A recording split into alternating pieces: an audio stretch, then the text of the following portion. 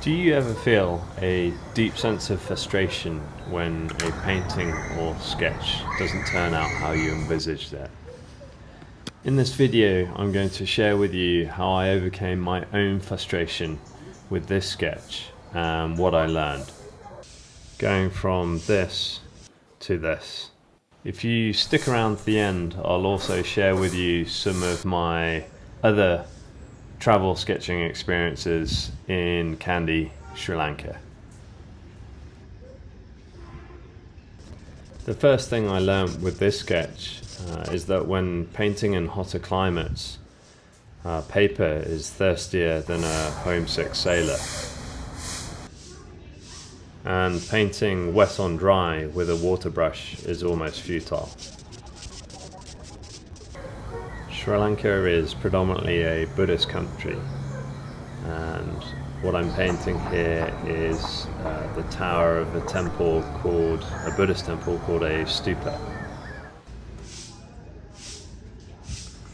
The frustration I experienced with this sketch was not even getting close to the right tonal values between the bright white temple and the dark or darker green foliage behind it.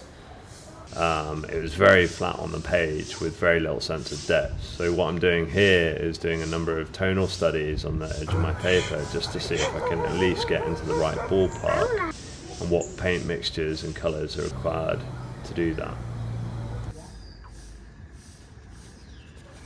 So I decided to apply the findings of the tonal experiments into another slightly bigger sketch to see if I could get a better sense of depth. I'm trying to work a bit more wet into wet and empty most of the contents of the water brush onto the page before starting this, and was still surprised by how fast it dried.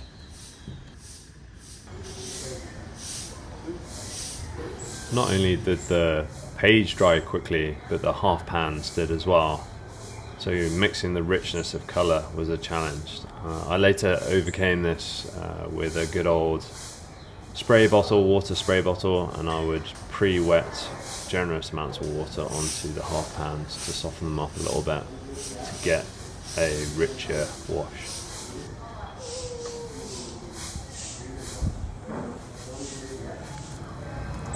I still wasn't happy with the result, so I decided to have another crack at it the following day.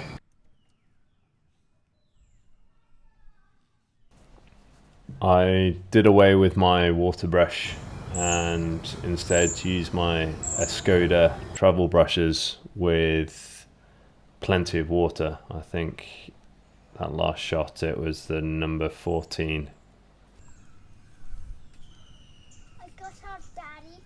Good boy. But if you're gonna spend time here, I'm painting, okay? So please behave. Okay. Fair? Yes. Do you want to go and get your sketchbook? You're welcome to join me. Okay.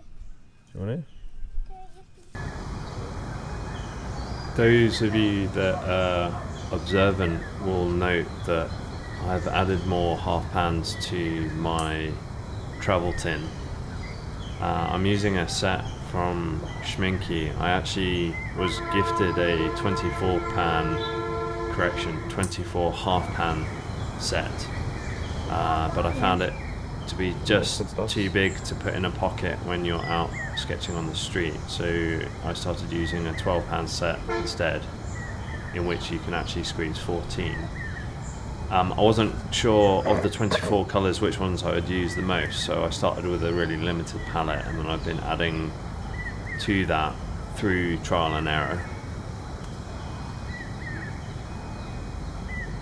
I still wasn't happy with the result and felt I could do better, so I gave it another go, and then another.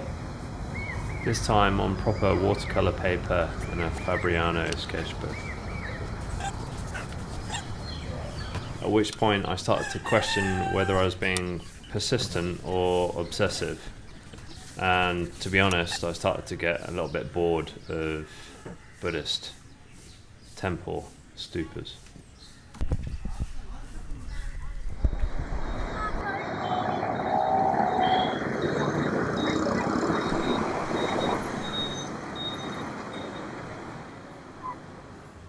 Instead, I decided to turn my attention to street scenes in Kandy, as everywhere I turned there seemed to be another picture to be had.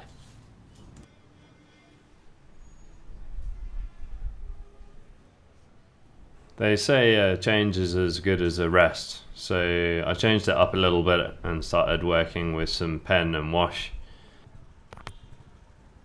My focus was not on sketching outline, but rather to focus on shadow detail and suggestion, and leaving the brighter areas completely untouched.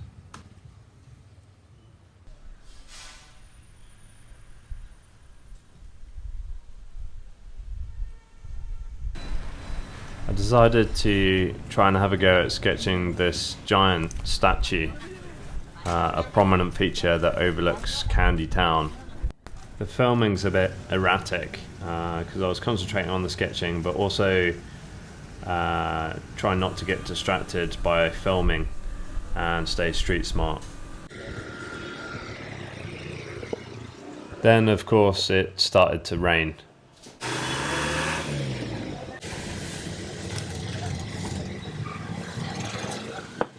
I've been trying to practice sketching in watercolor without laying out pencil lines first, and also trying to get into the habit of only doing one wash.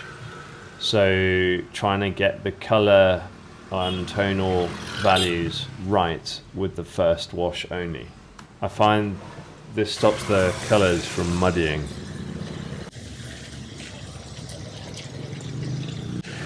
In order to do this successfully, I found that you've got to simplify the scene. This is quite a complex scene, and you've noticed that I've simplified it quite a bit.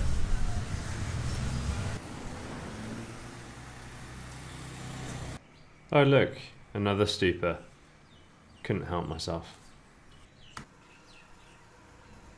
So by now I've developed a technique where I clip my paint tin to the sketchbook. It works quite well, and I keep my tin in my pocket and my pencil and my water brush in my pocket too, so it makes for convenient sketching.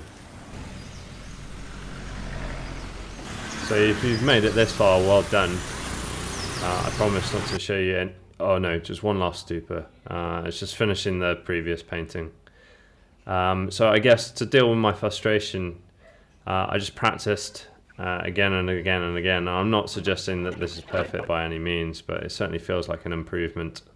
If you like anything of what you've seen, let me know in the comments, because I'll be traveling for quite some time and would be happy to share more of my sketching with you in the future.